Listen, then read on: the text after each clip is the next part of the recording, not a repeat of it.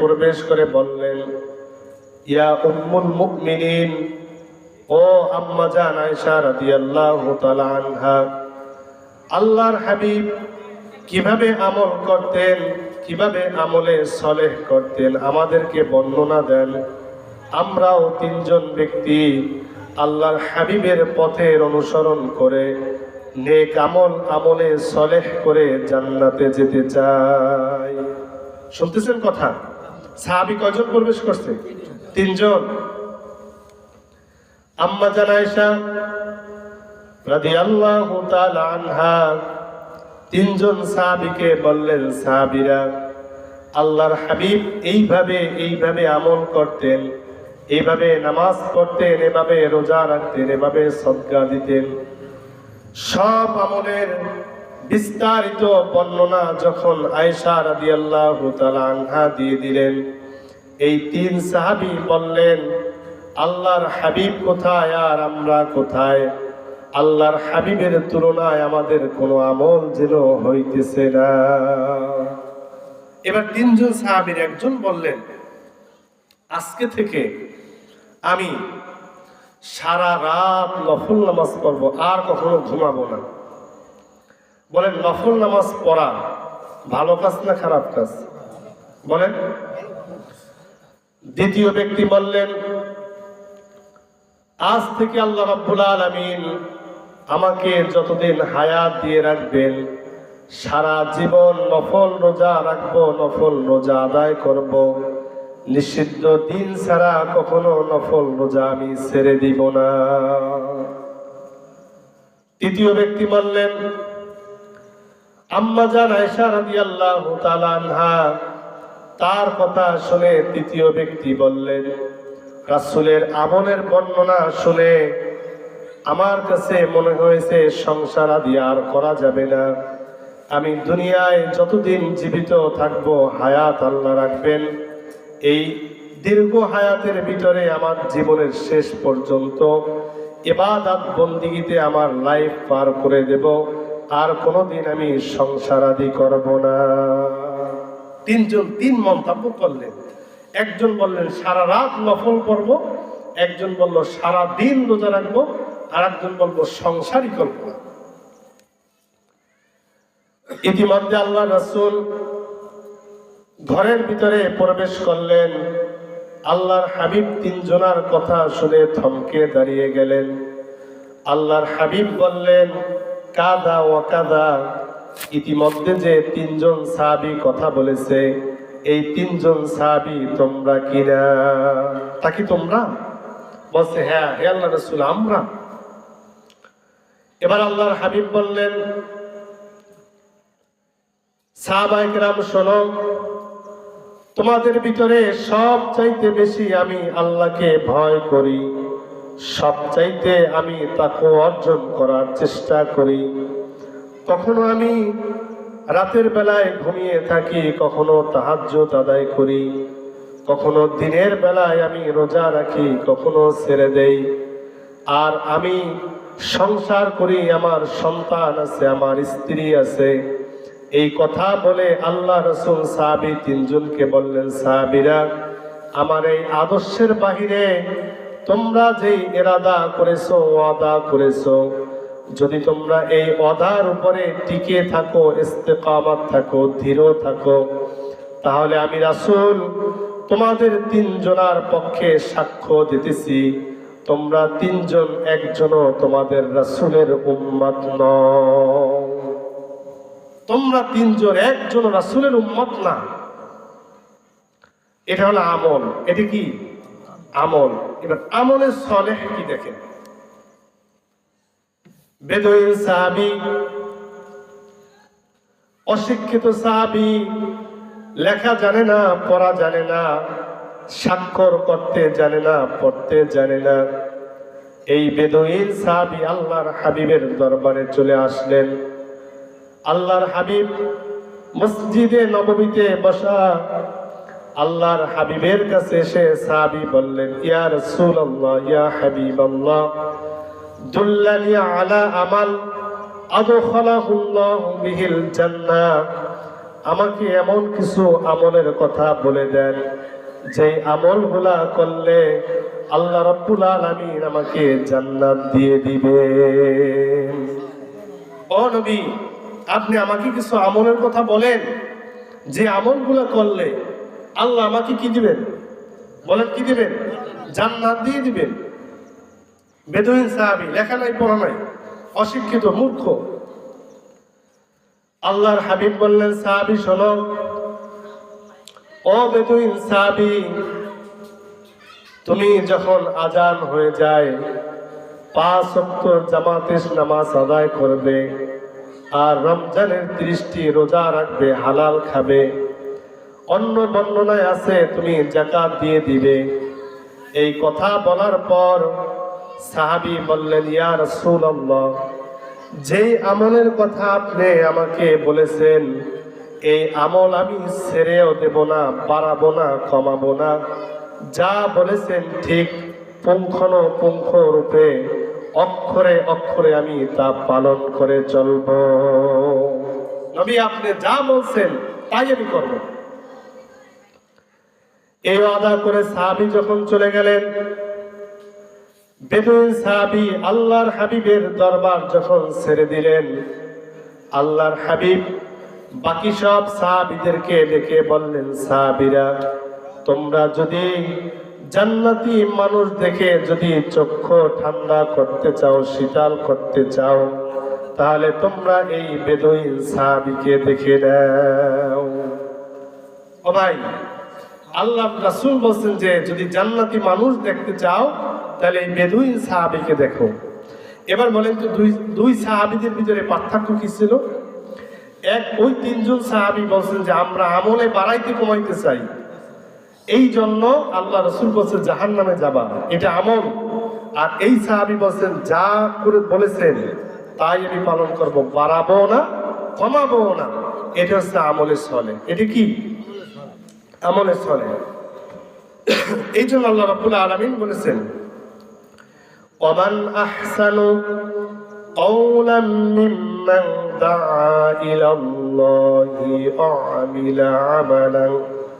আল্লাহ রাব্বুল আলামিন বলেন, কওলাম মিম্মান দাআ ইলাল্লাহি ওয়া আমিলা সালিহাও ওয়া ক্বালা ইন্নানি মিনাল মুসলিমিন। আল্লাহ বলেন, তার চাইতে ভালো কথা, উত্তম কথা আর কার হতে পারে?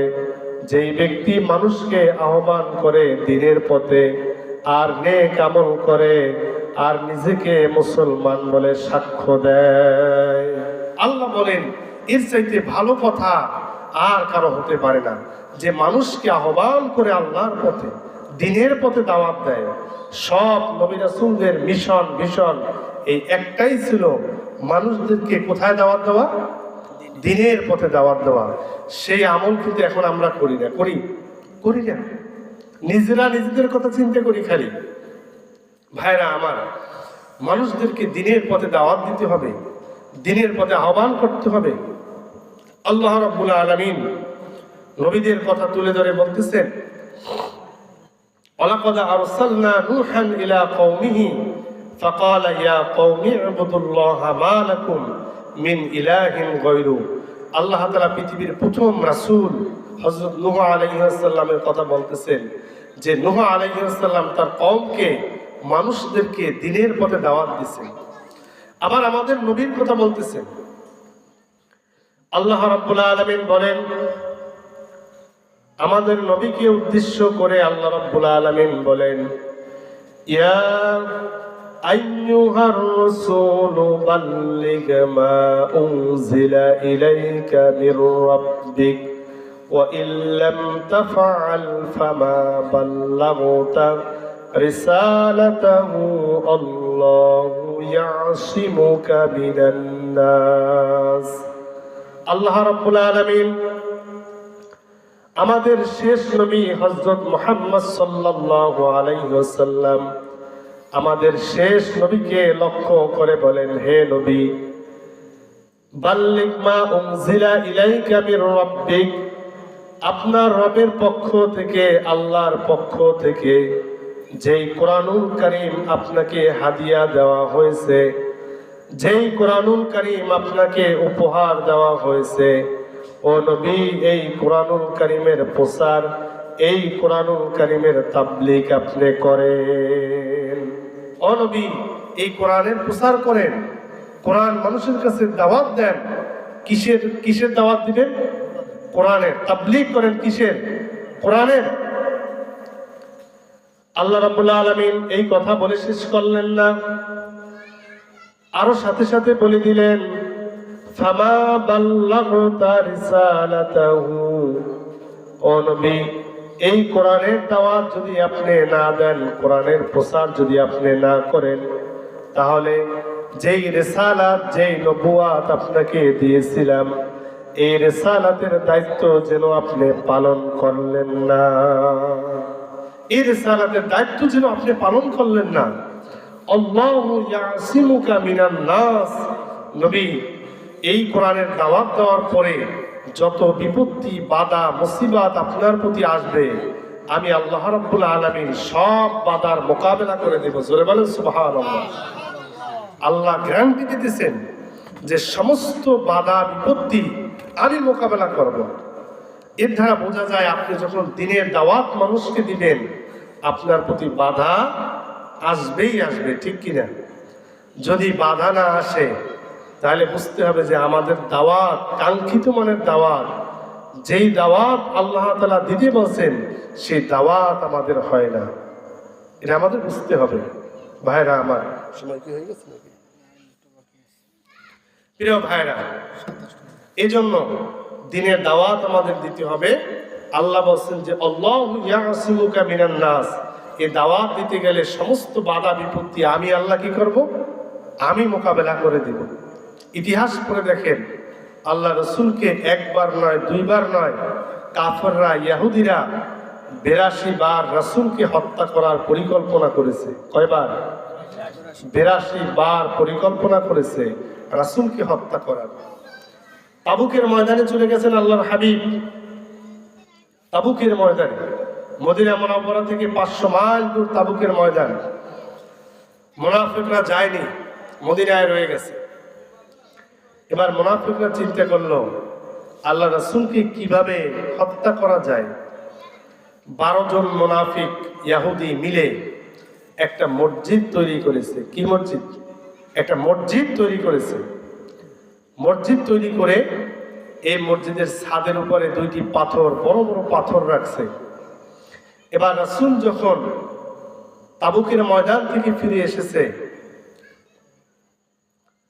এই মুনাফিকরা রাসূলের চারপাশ ঘিরে বসে পড়লেন এবং আল্লাহ রাসূলকে বললেন, ইয়া রাসূলুল্লাহ, ইয়া হাবিবাল্লাহ, আমাদের নসিব কত খারাপ, আমরা আপনার সাথে জিহাদে যেতে পারলাম না, কিন্তু এই মদিনা মুনাওয়ারায় আমরা একটা সুন্দর মসজিদ তৈরি করেছি।